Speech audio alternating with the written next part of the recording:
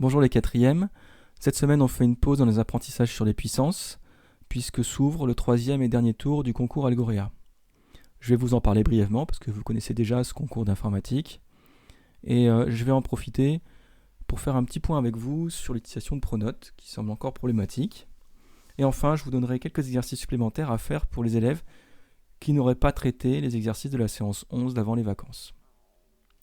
On commence par le point sur Pronote. Alors c'est vrai que je vous mets à chaque fois un dossier partagé en ligne qui vous permet de retrouver tous les documents du cours de mathématiques de manière plus simple. Mais il faut savoir que je mets tout sur Pronote depuis le début. Donc ce dossier était indisponible la semaine dernière puisque le serveur était en panne et c'était indépendant de ma volonté. Mais dans ces cas-là, il faut aller sur le cahier texte de Pronote et je vais vous expliquer. Bon, très rapidement, je vous remonte le dossier. Et dans la séance 13, comme c'est un travail à faire sur informatique, il n'y a pas grand-chose. Il y a l'explication du travail à faire.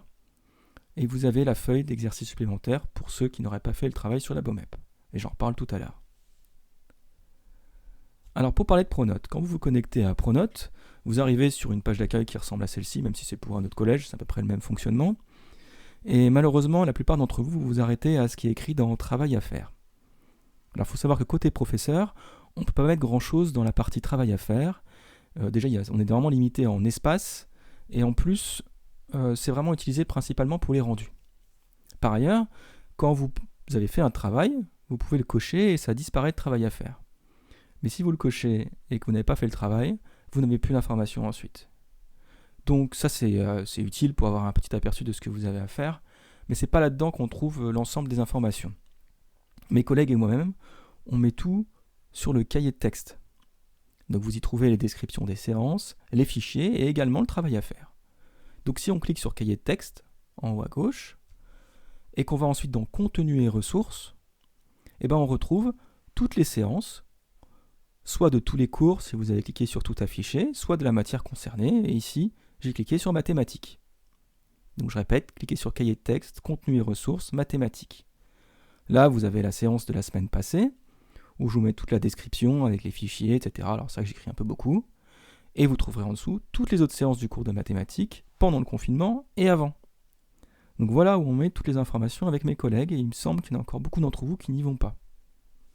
Alors si on descend en bas de cette première séance, vous pouvez retrouver donc tous les fichiers. Donc pas besoin forcément d'aller sur le dossier partagé en ligne, ils sont aussi en pièce jointe sur le cahier de texte, ainsi que les liens vers les pages web qui vont être utiles. Enfin, Pronote vous indique également quelques documents utiles à droite. Donc voilà, tout est dans le cahier de texte, c'est là qu'il faut aller chercher, puisque ça ne disparaît pas. Ensuite, si vous voulez voir le travail à faire, vous pouvez aller sur travail à faire, vous pouvez simplement cliquer sur voir le travail à faire en bas de la séance. Et si on clique, là on voit que les cinquièmes, en l'occurrence, ici, ils avaient à résoudre 4 exercices sur la BOMEP, etc. Bon, vous avez les liens, etc. Donc si jamais vous cliquez sur fait, ça va disparaître de la page d'accueil. Ici, vous pourrez toujours consulter les devoirs à faire, même plusieurs semaines après. Donc voilà le premier endroit où il faut aller consulter Pronote tous les matins quand vous commencez votre travail, c'est important. Le deuxième endroit, c'est dans Communication. Alors si on clique sur Communication, il y a 2 onglets. L'onglet Information et sondage, où mes collègues moi-même, on vous met plein d'infos quand il y a des choses importantes à vous faire passer. Et moi, à chaque fois qu'il y a une séance, je vous la mets aussi également ici, pour être sûr que vous voyez. Donc je le fais en double, voire en triple, puisqu'il y a le dossier aussi disponible en ligne. Donc là, il faut aller regarder aussi tous les matins, puisque vous pouvez avoir des informations importantes, ainsi que des séances qui peuvent être postées ici, ou des compléments d'informations. Enfin, il y a l'onglet Discussion qui nous permet d'échanger entre nous et avec vous. Et là, je vous ai envoyé un mot de passe pour le site Algorea. Je vous ai aussi envoyé des mots de passe sur la BOMEP. Si vous voulez récupérer ces informations, c'est dans Discussion, et si vous voulez m'écrire pour me poser des questions, c'est dans Discussion. Donc si je résume, le matin quand vous vous connectez, c'est bien de regarder la page d'accueil, mais les infos, elles sont dans le cahier de texte, contenu et ressources, et aussi dans Communication, avec ces 2 onglets. Donc pensez à aller voir aux bons endroits. Si vous avez des questions, n'hésitez pas. Alors, j'avais dit qu'il y avait un travail à faire pour les élèves qui n'avaient pas fait le boulot sur la BOMEP avant les vacances. Donc ça commence à faire quelques semaines, j'en ai parlé pas mal. Alors je fais un petit bilan, j'ai 7 élèves qui ont fait le travail en entier, 8 qui ont fait le travail en partie, voire très peu commencé. Et donc j'ai 9 élèves qui ne l'ont pas fait du tout. Donc là, je voulais pas commencer la séance suivante tant que j'ai pas eu de rendu là-dessus. J'avais prévenu la semaine passée.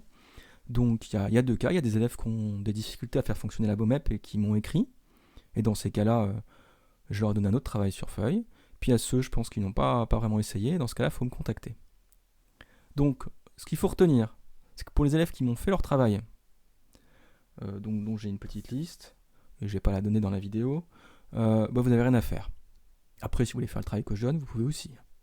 Pour les élèves qui n'ont pas fait le travail avant les vacances, je vous demande de faire le numéro 1, 2 et 3 de la feuille sur les puissances que j'avais donné la dernière fois, et que je vais vous montrer tout de suite.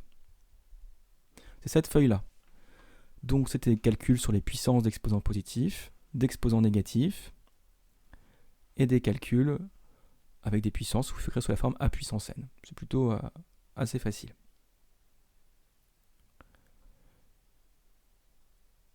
Voilà. Qu'est-ce que je voulais dire là-dessus ? Oui, pour la BOMEP. Alors si jamais vous aviez commencé, éventuellement c'est peut-être plus pratique de terminer directement le travail sur la BOMEP. Dans ce cas-là, pas de souci. Je voulais juste vous rappeler une seule chose, c'est que le mot de passe que je vous ai donné n'a fonctionné que la première fois. Vous avez dû le changer à la première connexion. J'espère que vous avez tous pris un mot de passe dont vous vous rappelez. Le plus simple, c'est quand même de prendre le mot de passe de Pronote. Si vous n'arrivez plus à vous connecter, écrivez-moi, je réinitialiserai votre mot de passe et mettez le même mot de passe que Pronote. Je vous remonte rapidement ces vieux exercices.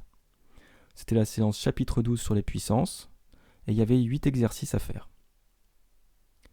Ils sont pas très difficiles et c'est vraiment indispensable, sinon je ne peux pas continuer. Et on ne peut pas avancer avec que cet élève. Voilà, donc vous avez une semaine pour faire ce travail-là qui était fait il y a un bout de temps, ainsi que le concours Algorea. Alors justement, le concours Algorea, j'en parle rapidement. Je vous ai envoyé dans l'onglet Discussion sur Pronote votre code, et j'ai mis en place une petite vidéo explicative qui résume comment faire pour se connecter et passer le concours. Vous irez la regarder. Je vous conseille de faire un petit entraînement quand même avant pour vous rappeler un peu comment ça fonctionne.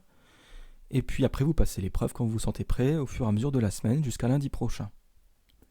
Ce que je voudrais préciser, c'est que si vous avez au moins 100 points, et normalement vous pouvez tous avoir 100 points, je pense, sur les épreuves blanches, vous serez qualifié automatiquement sur les épreuves jaunes et vous pourrez repasser l'épreuve dans la catégorie supérieure le lendemain.